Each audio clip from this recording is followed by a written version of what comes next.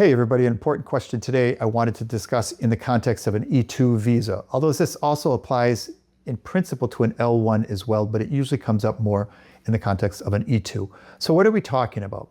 We're talking about, let's say you have an E-2 visa and you're just losing money every month. You see no prospects for turning this business around.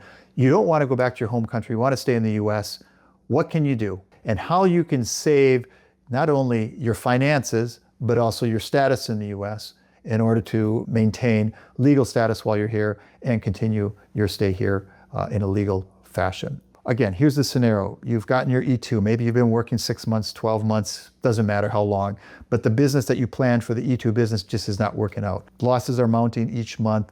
You don't see a good turnaround. You don't see any opportunity to get things on a solid footing. Or maybe you actually have a pretty good business and you found a willing buyer who's willing to pay a premium price for it, and you're interested in possibly selling, but you don't want to leave the US. How can you structure that deal so that you can sell the business, but also maintain your E-2? The worst thing you could do is sell the business and sell the company too. In most cases, this would be a share sale, meaning you sell the shares of your company to the buyer, and as a result of it, you get money for that, but at the end of the day, you have no assets, you have no company, you have no shares, you have nothing. If that's how you structure the deal, you will definitely immediately lose your E-2 status and you'll have to leave the country. And maybe that's what you're looking to do, and for some people that's fine.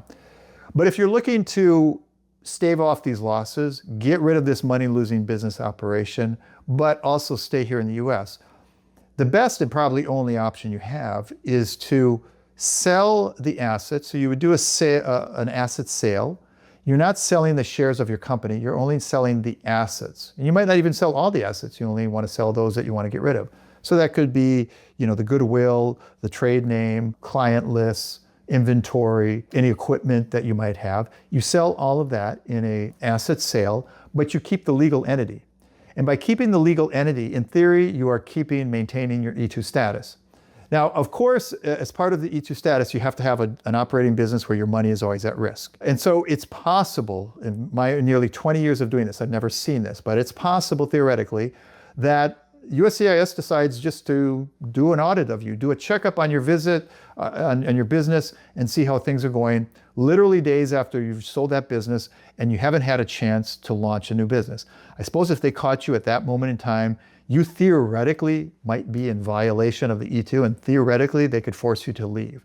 I say, I preface all this by the word theoretically because, like I said, I've never heard of this happening in 20 years, never happened to any of our clients. I can't guarantee it would never happen to you, but I think the chances are really, really small. And in any case, even in the case of an E-2 business where you're transitioning from one business activity to another, I think most reasonable people understand there is a bit of a transition period. As long as it's done in a reasonable amount of time, that there's a reasonable amount of time from the time you sell those assets until the time you launch the new business, you shouldn't have any problems whatsoever. And so that's the ideal way to structure where you have a money-losing operation. You want to stay here in the US, you want to get rid of the money-losing operations and assets and replace those with a new business.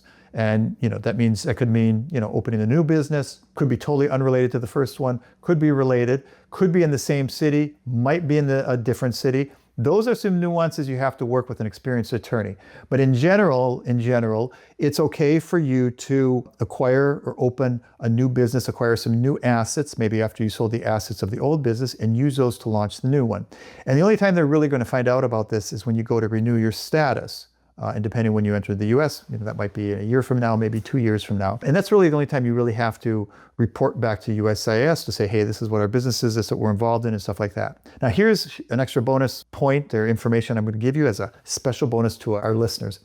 If you're moving your whole business to another city, then you probably, if you really want to be safe and follow the letter of the law, you really probably do not want to wait until your renewal comes up. You're going to want to file a new petition prior to then. The service is generally kind of flexible when you're staying within the same metro area or within the same city, but you're just changing your business activity. You sold your bakery, you bought a restaurant. Or you sold your bakery, you opened a consulting business. If you're still in the same metro area, from our experience, they're pretty flexible in terms of waiting until you file for the renewal. And at that point you announce, hey, we actually sold our bakery, decided to launch an accounting business. Here are the books, here's the income, here are the employees, stuff like that. But if you're going from a bakery to an accounting business and you're moving the business from California to Texas, then instead of waiting before the renewal period, it's probably the best course of action is to file a new E-2 petition. Now you have to be careful about the timing as well. The timing as to when the old business stopped its operations, when the new business stopped. And we might have to do some finessing. You might want to actually move the business to Texas and file that new filing before you completely sell the assets. Again, that's something you would need to discuss with us to make sure we've dotted all the I's and crossed all the T's. But in general, that's kind of the general structure and how it's done. Hopefully this was of benefit to you. Sign up, subscribe to our channel to get all of our episodes so you don't miss anything. In fact, you have any questions or interested in taking the next steps with us, please feel free to reach out directly so we can assist you.